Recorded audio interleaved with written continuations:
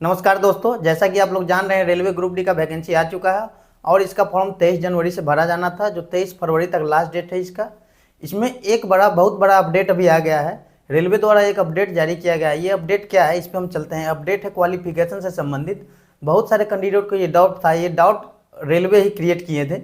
Railway क्या किया था, रेलवे इसमें ऐसा बताया गया था कि ITI कंपलसरी किया जाएगा इस बार से, या कुछ पद पे किया जाएगा या अधिक पद पे किया जाएगा। स्टूडेंट में बहुत ज़्यादा कन्फ्यूजन था पोस्ट प्रेफरेंस को लेके और क्वालिफिकेशन के लेके। तो क्वालिफिकेशन के लेकर क्या प्रॉब्लम था ITI लागू करने के लिए, तो उस पर एक आ गया है नोटिफिकेशन रेलवे द्वारा। इस नोटिफिकेशन में ये क्लियर कर दिया गया है कि ग्रुप डी में अब फॉर्म भरने के लिए सिर्फ 10th पास होना जरूरी है। ITI और अपेंडिक्स होना जरूरी नहीं है। सिर्फ आप 10th पास है तो ग्रुप डी का फॉर्म भर सकते हैं और इस परीक्षा में आप भाग ले सकते हैं। तो चलिए नोटिस को देखते हैं और इसमें ये भी हम देखेंगे इससे क्या फ़ायदा होगा, क्या नुकसान होगा, कटअप पे क्या इसका असर होगा और इससे कंपटीशन बढ़ेगा या कम होगा, जो भी होगा हम इस पर बात अभी करेंगे। और पोस्ट प्रेफरेंस पे क्या इसका असर होगा, इस पर भी हम बात करने वाले हैं। तो चलिए हम नोटिफिकेशन देखते हैं।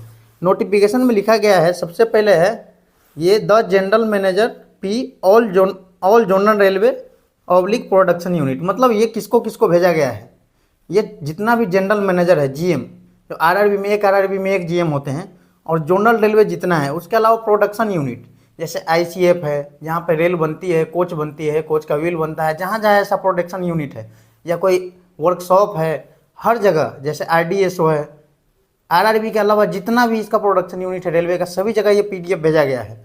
और इसमें क्या लिखा है सब्जेक्ट में, minimum educational qualification for requirement from open market in level 1। Level 1 मतलब ग्रुप डी का वैकेंसी को लेवल 1 बोला जाता है। Of the pay matrix of 7th CPC। ये किस मुद्दे पे है, क्वालिफिकेशन के मुद्दे पे। तो जब आगे इसमें बढ़ेंगे तो रेफरेंस नंबर में यहाँ लेटर नंबर 3 दिया गया है। पहला लेटर नंबर है जो 2017 का है, दूसरा लेटर नंबर है जो 2017 का है, तीसरा है 2019 का। ये क्या है लेटर नंबर, तो पहले रेलवे जिस लेटर में एजुकेशनल क्वालिफिकेशन से संबंधित चर्चा किए थे ग्रुप डी के लिए, उस लेटर का रेफरेंस यहाँ दिया गया है। क्योंकि उस रेफरेंस में ऐसा कहा गया था कि आगे आपको ग्रुप डी में ITI लागू हो सकता है, आप ITI कर ले, पहले से तैयार रहे, प्रिपेयर रहे। ये स्टूडेंट से कहा गया था, इसीलिए स्टूडेंट में इतना कन्फ्यूजन था क्वालिफिकेशन को लेकर। और जो शॉर्ट नोटिफिकेशन हाल ही में आया था उसमें ये क्लियर नहीं किया गया था। तो अभी आगे चलते हैं। Please refer to board letter number. उसके बाद आगे लेटर नंबर है डेट 14/6/2019। 14/6/2019 को जो लेटर नंबर में कहा गया था उसके रिगार्डिंग ये है, regarding minimum educational qualification for requirements in level 1 of the pay matrix the issue has been review. ये इस इशू को, इस समस्या पर रिव्यू किया गया है, review and in supersession of the earlier instruction as under reference it has been decided by the board that the minimum educational qualification. तो ये रेलवे बोर्ड है, वो ये डिसाइड की है मिनिमम एजुकेशनल क्वालिफिकेशन के बारे में। All future open market requirement, आने वाले समय में, फ्यूचर बोल रहे हैं, आने वाले समय में जितना भी ओपन एग्जाम होगा ग्रुप डी का लेवल 1 का, including the upcoming CEN level 1, जो अभी हाल में आने वाला है रेलवे ग्रुप डी का वैकेंसी, उनको भी इंक्लूड इसमें किया गया है। विल भी 10th पास और ITI, और लिखा गया है यहाँ 10th पास, और का मतलब होता है या तो आप 10th पास है या ITI है। तो 10th पास आ गया तो सभी 10th पास वाले फॉर्म भर सकते हैं, और ITI और इक्विवेलेंट और अप्रेंटिसशिप और अपेंडिक्स वाले सब में और लिखा गया, मतलब या ये हो या ये हो या इसके इक्विवेलेंट हो। उसके आगे आ जाइए तो UK तिवारी जी का साइन है, ये हमारे रेलवे बोर्ड के ज्वाइंट डायरेक्टर है। इसमें लिखा भी है रेलवे बोर्ड के ज्वाइंट डायरेक्टर है, इनका सिग्नेचर है। और आगे लिखा है copy to chairperson all railway recruitment board. इसको चेयरपर्सन, जितने भी चेयरपर्सन हैं उनको, और रेलवे रिक्वायरमेंट बोर्ड जो RRB है, सभी को ये कॉपी भेजना है। ठीक है, तो आगे हम इसमें बात करते हैं जो ये चेंजिंग हुआ है इससे क्या फ़र्क पड़ेगा। तो फ़र्क ये पड़ेगा, चूँकि वैकेंसी पिछली बार जो आया था 2019 में, 2018 में, वो लाखों की संख्या में वैकेंसी था। एक बार 95,000 1 लाख था, उसके बाद 1,05,000 था। इस बार जो वैकेंसी है 32,000 कुछ है, हालांकि बढ़ने का संभावना है, लेकिन फिलहाल तो 32,000 है।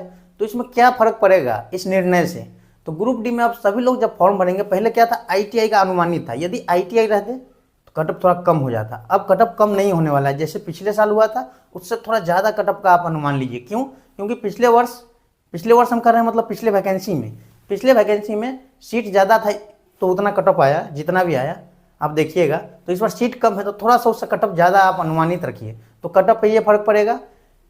और फ़र्क क्या पड़ेगा, फ़र्क पड़ेगा फ़ायदा किसको होगा, नुकसान किसको होगा। तो इसके अलावा फ़ायदा होगा 10th वालों के लिए, जो 10th सिर्फ पास है, ITI नहीं है, उनके लिए ये खुशी का खबर है। जो सिर्फ 10th पास है उनके लिए बहुत बड़ी खुशी की खबर है। लेकिन जो ITI किए हैं, जो इस आशा में थे हम ITI किए हैं, थोड़ा सा कटअप कम आएगा और ग्रुप डी में इस बार आसानी से सिलेक्शन ले लेंगे, उनके लिए अब रास्ता आसान नहीं रह गया।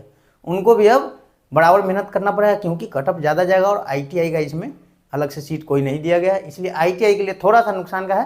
लेकिन कोई बात नहीं, आप लोग मेहनत कीजिए और कटअप के अनुसार तैयारी कीजिए, पहले से जानकारी। अगला पॉइंट है पोस्ट प्रेफरेंस पे, इससे क्या फ़र्क पड़ेगा। तो पोस्ट प्रेफरेंस से इस पर ये फ़र्क पड़ेगा, यदि ITI लागू कर देता तो ऐसा हो सकता है आप पोस्ट प्रेफरेंस में, यदि आप फीटर से हैं, यदि आप मैकेनिकल से हैं तो सिर्फ आप मैकेनिकल का फॉर्म भर पाते, यदि आप इलेक्ट्रिकल से है तो सिर्फ इलेक्ट्रिकल का जो भी सीट है उसमें फॉर्म भर पाते, और पोस्ट प्रेफरेंस आपका चेंज हो जाता। इलेक्ट्रिकल वाला सबसे ऊपर रहता, मैकेनिकल वाला जिसका मैकेनिकल है उसका मैकेनिकल सबसे ऊपर रहता। लेकिन ITI लागू नहीं है, सिर्फ 10th है, तो आपका पोस्ट प्रेफरेंस 14 पोस्ट है, उन सभी को ध्यान में रखते हुए पोस्ट प्रेफरेंस बनाना होगा। तो इसके लिए हम एक डिटेल वीडियो बनाए हैं जो 45 मिनट का है, लंबा है लेकिन डिटेल वीडियो, उसमें आप जाइए, उसमें पोस्ट प्रेफरेंस भी बताया जाएगा और उसमें डिटेल से आपको पता चलेगा किस में क्या कार्य है और कौन सा पोस्ट ऊपर रखे, कौन सा पोस्ट नीचे रखे। इसके अलावा ग्रुप डी से संबंधित कोई भी सवाल हो आपका तो कमेंट में पूछ सकते हैं। बहुत बहुत धन्यवाद।